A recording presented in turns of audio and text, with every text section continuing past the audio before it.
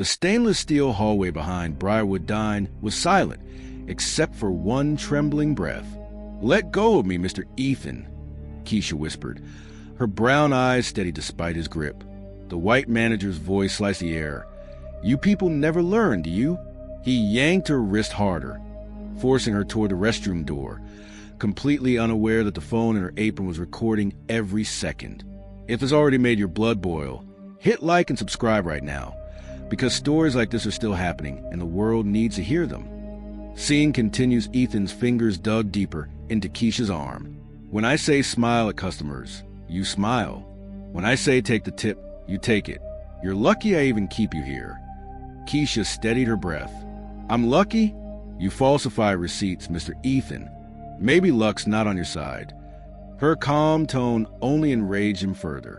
"You calling me a liar?" "I'm calling you a manager who thinks power means no witnesses," she replied, voice low, precise, unflinching. The lights flickered as they reached the narrow staff restroom. No cameras, no customers, no sound but Ethan's heavy breathing and the hum of the freezer next door. He shoved the door open with one hand. "You think being pretty and loud makes you safe here? You think anyone's going to believe a black waitress over me?" Keisha didn't answer. She simply looked straight into his eyes, then at the hidden pocket of her apron, where a red light blinked once. Ethan laughed harshly. "What? You're recording me. You think you can play smart?" "I don't need to play smart," Keisha said softly. "I just need to remember this moment." He stepped closer, voice dropping. "You're one complaint away from cleaning toilets, sweetheart. And you're one bad night away from meeting someone you really shouldn't," she said. A pause stretched between them. Long, heavy, dangerous. Then a voice came from the hallway, cold and commanding. "Ethan, I'd take your hands off my wife before the FBI makes it official."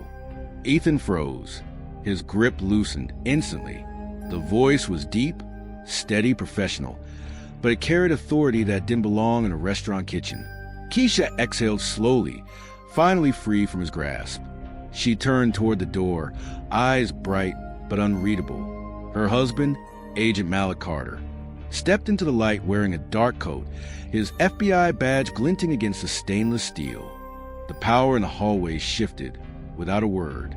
The morning before everything went wrong had been painfully ordinary. Keisha Carter tied her apron, fixed a small gold cross around her neck, and smiled at her reflection. She had learned that a calm smile could survive almost anything, even casual cruelty. At Briarwood Dine, she was known as the quiet one, always early, always polite, always doing two people's work. Her co-workers liked her. Some even respected her. But the management, especially Ethan Blake, had a different word for her: difficult. "Morning, Keisha," said Maria, the Latina cook flipping pancakes. "Morning," Keisha smiled. "How's your little boy?" "He's good. Still waiting for that raise they promised," Maria muttered. Keisha's eyes softened. "Yeah, promises don't pay bills." From the corner office window, Ethan watched them with thinly veiled irritation. A manager who loved control, he believed rules were meant for others, and that kindness was weakness. Every morning, he found a new way to remind her of her place. "Keisha," he barked, "you served Senator Harris yesterday, right?" "Yes, sir." "You didn't smile enough.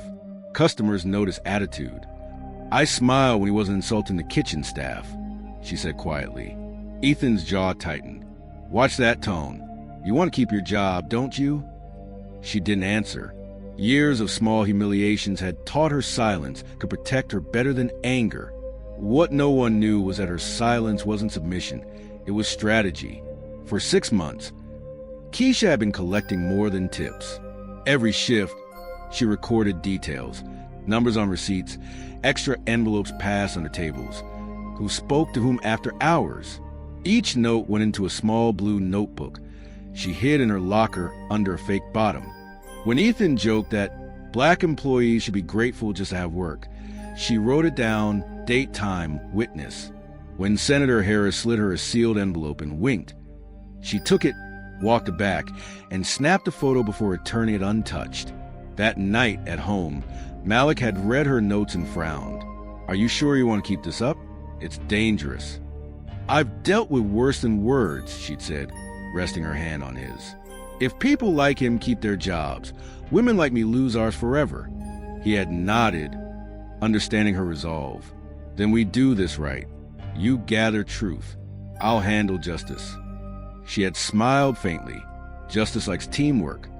Now, standing behind a counter hours later, she had no idea this ordinary day would end with a storm breaking loose, and her evidence finally seeing daylight. The lunch rush at Briarwood Dine always came with noise, silverware clinking, soft jazz humming through speakers, and the quiet exhaustion of servers pretending everything was fine. Keisha balanced 3 plates on her arm, her practiced smile hiding the unease twisting in her stomach. Ethan's temper had been worse all week, and today, the senator was back. Senator Harris sat in his favorite corner booth. Expensive watch, fake charm, the kind of grin that reeked of power. He waved her over with a lazy flick of his hand. "Sweetheart," he said, sliding an envelope across the table. "You didn't see anything yesterday, right?" Keisha's eyes flicked down. The corner of the envelope was stamped with the restaurant's logo. Inside, she knew, was cash, dirty, silent cash. "I can't take that, sir," she said quietly. The senator's smile faded. "Everyone takes it. Be smart, girl." Ethan appeared just in time to hear it. "Keisha, is there a problem?" She straightened. "He offered me money to ignore the fake receipts." Ethan's expression darkened, but not with justice, with fear. "Senator Harris is an important man," he hissed. "You should have kept your mouth shut." Her tone stayed calm, even while her pulse raced. "Important doesn't mean honest." "Enough," Ethan snapped. "Take your break. Now." Keisha glanced at the senator, whose smirk returned, dripping with arrogance. She turned away, heading toward the staff hallway, heart pounding. The small recorder app on her phone was already running. Moments later, Ethan's heavy footsteps followed. "Keisha," he called out, voice sharp. "We're not done talking." She ignored him, pushing through the swinging kitchen door until his hand clamped around her wrist again. "Let go," she said firmly. "You just cost me my career, you stupid." His words curved into something uglier, louder. "You people never learn." She pulled back hard. "Say that again." His grip tightened. "I said you people." The recording caught every syllable, every breath of hatred. He dragged her down the corridor toward the employee restroom, the one place without cameras. "You think you can embarrass me?" he growled. "You'll beg to keep this job." Her back hit the cold tile wall. Her phone, hidden under the apron flap, captured the sound of her breath steadying. But before Ethan could say another word, a door creaked open behind him. A deep voice cut through the hallway like a blade. "I'd stop right there if I were you." Ethan turned, startled, the color draining from his face. Malik Carter stepped forward, his FBI badge glinting under the fluorescent light. "If this happened right in front of you, what would you do? Tell me in the comments. I read every one. And if you want justice as much as I do, hit subscribe." Malik's presence filled the narrow hallway before he even spoke again. "Let her go," he said evenly. His tone wasn't loud. It didn't need to be. The badge gleamed under fluorescent light, and for the first time, Ethan looked uncertain. "FFBI." Ethan stammered. This is a misunderstanding." Malik stepped closer, his eyes cold. "You call my wife a stupid black girl and drag her into a locked room. Which part of that do you want me to misunderstand?" Keisha stood quietly beside him, her composure returning like armor sliding into place. "He's been running side deals for months, Malik. Cash under tables, forged receipts, threats to staff. It's all here." She lifted the small phone from her apron pocket, the red light still blinking. Ethan swallowed hard. "You can't record people without permission." "Actually," Malik replied, "you can when the person you're recording is committing a felony." Ethan tried to laugh, but it cracked halfway through. "You think the Bureau cares about a few restaurant tips?" Malik's voice dropped lower. "We've been investigating this place for laundering campaign donations. You just made it personal." Keisha took a slow step forward, her voice steady. "You wanted me to act scared, to stay quiet. But you didn't realize you've been part of a federal operation since March. The words hit harder than any punch. Ethan's hand twitched, instinctively moving toward his phone, but two men in dark suits appear behind Malik, blocking the exit. The hallway seemed smaller now, every breath of air thick with panic. Malik leaned close, his tone ice. "You're going to sit tight, Mr. Blake. Agents are securing your office and collecting every document you've tried to hide." Ethan's face went pale. "You can't do this." "I can," Malik said calmly, showing his ID. "And I already am." Keisha watched the fear spread across his face. The same man who had mocked her now trembling before her husband. For months, she dreamed of this moment, not for revenge, but for truth. When Malik reached for his earpiece and spoke the words, "Operation Bribe" confirmed, she finally exhaled. The storm had broken. Justice had arrived. The hallway that once echoed with orders and footsteps was silent now, except for the distant click of camera shutters. FBI agents moved through Briarwood Dine like surgeons, efficient and focused. Files were lifted, laptops sealed, evidence bags filled. Keisha stood beside Malik, watching the chaos unfold. For the first time in months, she allowed herself to breathe. "Every night you came home exhausted," Malik said softly, "and still wrote down every detail. You kept this operation alive." She smiled faintly. "You did the dangerous part." He shook his head. "No, Keisha. You walked through fire every day while smiling at the man who lit the match." From across the room, Ethan sat slumped in a chair, handcuffed, his once crisp shirt wrinkled and stained with sweat. He kept muttering, "This isn't happening. I just ran a restaurant." Malik turned to him. "You ran a money laundering hub for political bribes. You forged receipts, threatened employees, and pocketed cash meant for charities. You turned racism into management style." Ethan looked up, disbelief mixing with terror. "You set me up." Keisha met his eyes calmly. "No, Ethan, you set yourself up. I just pressed record." One of the agents approached Malik. "Sir, we found encrypted bank statements in his office safe, linked to Senator Harris and Judge Nolan. Dozens of transactions." Malik nodded. "Get those to digital forensics. They'll match your recordings." Ethan slumped lower. "You think you'll get away with this?" "They'll protect me. People like them always do." Malik's tone hardened. "They already flipped. Senator Harris was arrested an hour ago." Keisha watched the words hit him like a physical blow. All that arrogance, all that power, gone in a breath. She stepped closer. "You thought I was invisible, didn't you? Just another waitress you could yell at.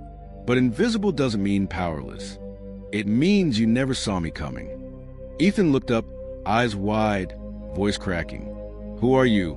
Keisha's lips curved into a small, controlled smile. "I'm the woman you underestimated." A flashbulb went off. A reporter outside capturing the moment. The story of a black waitress and her FBI husband was already spreading. Malik placed a gentle hand on her shoulder. "It's over." Keisha exhaled, steady but emotional. "No, Malik, this is where it finally begins." The next morning, Chicago woke up to flashing headlines. FBI raids high-end restaurant and corruption sting. Reporters swarmed Briarwood Dine's gates, cameras rolling as agents carried out evidence boxes. The once proud signboard now hung crooked, a symbol of Ethan's collapsing empire. Inside an interrogation room, he sat in handcuffs, his arrogance gone, replaced by disbelief. Across the table, Malik flipped through a folder thick with photos, receipts, and statements.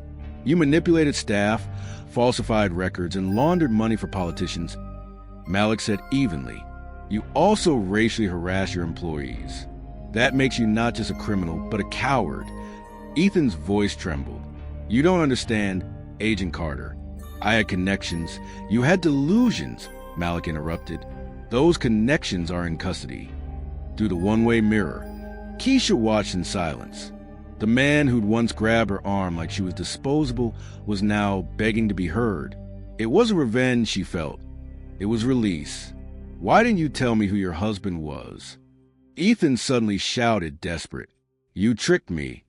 Keisha stepped into the room, calm and poised. "No, Ethan, I didn't trick you. I gave you every chance to treat people right. You chose not to. He slumped in his chair. Please, I have kids. And I have self-respect, she said quietly. We both made our choices. Malik closed the folder, his voice final. Ethan Blake, you are under arrest for money laundering, tax evasion, workplace discrimination, and conspiracy to commit federal fraud. The click of the handcuffs echoed like justice itself.